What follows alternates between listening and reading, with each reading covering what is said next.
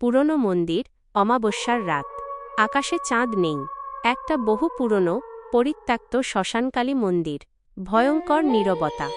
বর্ণনাকারী, এই মন্দিরটা প্রায় ৩০০ বছরের পুরনো। মন্দিরটা বানানো হয়েছিল এক ভয়ঙ্কর ডাকাত সর্দার তার লুঠের ধন রক্ষা করার জন্য।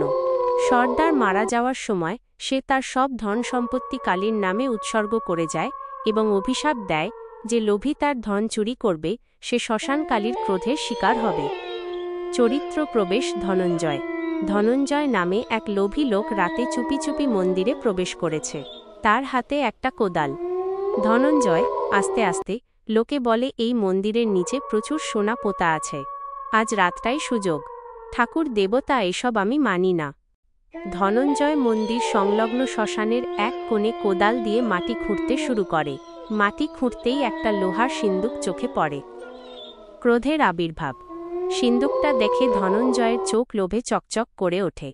যেই সে সিন্দুকটা খোলার চেষ্টা করে, ঠিক তখনই মন্দির থেকে একটা বিকট হাসির শব্দ আসে, খিলখিল, হাড় কাঁপানো হাসি। শ্মশানকালী ভীষণ ক্রুদ্ধ স্বরে, লোভী, তুই আমার প্রতিজ্ঞা ভঙ্গ করলি। তোর সাহস হয় কি করে আমার ধন স্পর্শ করার? ধনঞ্জয় পিছনে তাকায়। দেখে মা কালীর মূর্তিটা যেন জীবন্ত হয়ে উঠেছে। মূর্তির জিভটা অনেক লম্বা হয়ে তার দিকে এগিয়ে আসছে, আর চোখ থেকে যেন আগুন বেরোচ্ছে। ভয়ঙ্কর পরিণতি। ধনঞ্জয় প্রাণপণে দৌড়াতে চেষ্টা করে, কিন্তু সে যেন এক অদৃশ্য শক্তির বাঁধনে আটকে যায়। পিশাচরূপী শ্মশানকালী তার ওপর ঝাঁপিয়ে পড়ে। সারা শরীরে যেন অজস্র কাঁটা ফুটছে, আর তার মনে হয় কেউ তার মাথাটা দুটুকরো করে দিতে চাইছে। বর্ণনাকারী, পরের দিন সকালে গ্রামবাসী দেখে ধনঞ্জয়ের মৃতদেহ সেই সিন্দুকের পাশে পড়ে আছে। তার চোখে ছিল অনন্ত ভয়, আর শরীরে একটাও আঘাতের চিহ্ন না থাকা সত্ত্বেও তার মুখটা ছিল অদ্ভুতভাবে কালচে হয়ে যাওয়া। শেষ দৃশ্য। আজও অমাবস্যার রাতে যারা সেই মন্দিরের পাশ দিয়ে যায়, তারা নাকি আজও সেই ডাকাত সর্দারের আর শ্মশানকালীর অভিশাপের নীরব চিৎকার শুনতে পায়। লোভীরা আজও সেই ধন খুঁজতে আসে, আর তারা চিরকালের জন্য হারিয়ে যায়। গভীর বন। ঘন অন্ধকার, সূর্যের আলো প্রবেশ করে না এমন এক জঙ্গল। শুকনো পাতার উপর পায়ের শব্দ। বর্ণনাকারী, আজ থেকে ৫০ বছর আগে এই জঙ্গলের পাশেই ছিল বসতি। সেখানে এক নারী ছিল যাকে সবাই জাদু জানত বলে ঘৃণা করত। অপমানে সে আত্মহত্যা করে, কিন্তু তার আত্মা মুক্তি পায়নি। সে পিশাচিনী হয়ে ফিরে আসে আর প্রতিজ্ঞা করে যে পুরুষ গভীর রাতে একাই পথ অতিক্রম করবে, সে হবে তার বলি। চরিত্র প্রবেশ বিশ্বজিৎ।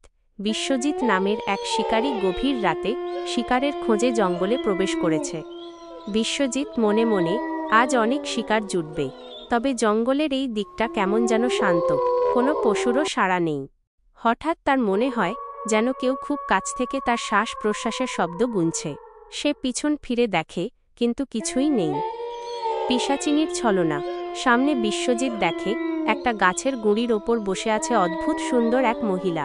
তার চুল এলোমেলো, কিন্তু মুখটা মায়াবী। পিশাচিনী মিষ্টি সুরে, ওগো পথিক, তুমি এত রাতে একা কোথায় যাচ্ছ?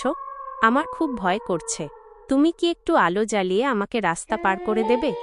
বিশ্বজিৎ প্রভাবিত হয়ে, এত রাতে এত সুন্দরী মহিলা এখানে, নিশ্চয়ই বিপদে পড়েছে। চলুন, আমি আপনাকে নিয়ে চলছি। বিশ্বজিৎ যেই তার দিকে হাত বাড়ায়, তার সারা শরীর যেন ঠান্ডা বরফ হয়ে যায়।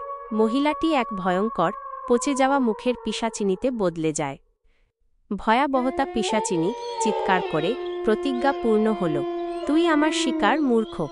এই জঙ্গল থেকে আর বের হতে পারবি না। পিশাচিনী তার নখ দিয়ে বিশ্বজিতের কাঁধ আঁকড়ে ধরে। বিশ্বজিতের মুখের উপর তার নিঃশ্বাস পড়ে, মৃত্যুর দুর্গন্ধ। বিশ্বজিৎ তার রাইফেল ফেলে পালানোর চেষ্টা করে, কিন্তু তার পা মাটি থেকে যেন শিকড় দিয়ে বাঁধা পড়েছে। শেষ পরিণতি। পরের দিন সকালে কেবল বিশ্বজিতের খালি রাইফেল আর তার শিকারের ব্যাগটা জঙ্গলের পথে পাওয়া যায়। শরীরে একটাও আঘাতের চিহ্ন ছিল না, কিন্তু শিকারীর মুখটা ছিল চিরকালের জন্য ভয়ে বিকৃত হয়ে যাওয়া। বর্ণনাকারী, আজও এই জঙ্গলে যারা একা প্রবেশ করে, তারা নাকি রাতের অন্ধকারে এক মিষ্টি মহিলার করুণ সুর শুনতে পায়, আর সে প্রতিজ্ঞা আজও পূরণ হচ্ছে। প্রতি বছর সেই পিশাচিনী একজন নতুন শিকার খোঁজে।